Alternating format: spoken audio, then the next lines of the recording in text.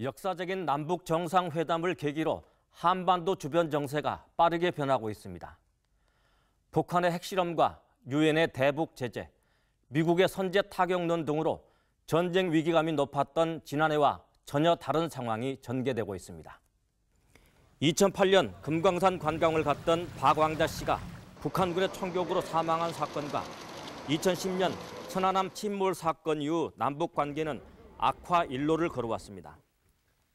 2010년 2월 북한의 4차 핵실험에 이어 박근혜 정부가 개성공단 폐쇄 조치를 하는 등 악순환이 이어져 왔습니다.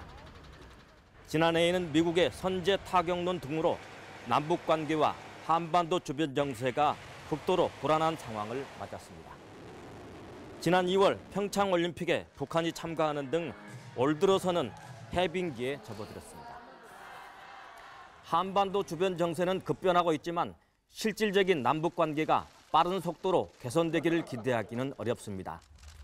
남북 정상회담에 이어 북미 정상회담, 북한의 비핵화 등의 만만치 않은 일정이 기다리고 있습니다. 남북 관계가 화해 국면을 맞았을 때 한국교회는 북한에 대한 인도적 지원 사업을 활발하게 펼쳐왔습니다.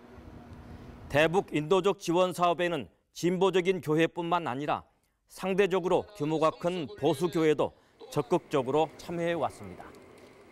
여의도 순복음교회 관계자들은 지난달 중국에서 북한 관계자들을 만나 평양의 조용기 심장병원 공사 재개에 합의했다고 밝혔습니다. 모두가 아는 것처럼 여의도 순복음교회는 진보적인 교회가 아니라 보수적인 색채가 강한 교회입니다. 북한 정권의 체제에 대한 지원이 아니라 북한 주민들의 삶을 위한 지원에는 구태여 보수와 진보를 구분할 필요가 없다는 얘기입니다. 대북 지원이 이루어지면 퍼주기 논란 등 이른바 남남 갈등이 뒤따르는 것이 관례처럼 되었습니다. 최근 남한 사회에서 일고 있는 정상회담쇼 논란 역시 남남 갈등의 한 단면을 보여주는 쇼이기도 합니다. 교회가 정치권의 이런 움직임에 편승할 필요는 없습니다.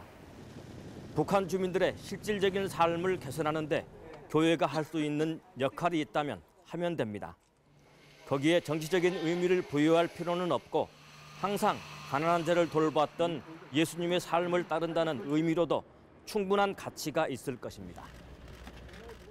북한에 대한 교회의 지원이 이루어지기 위한 전 단계인 남북 정상회담, 북미 정상회담, 북한의 비핵화 조치 등은 정치인들이 할 일입니다.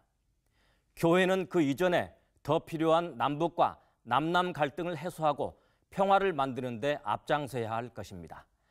CBS 논평이었습니다.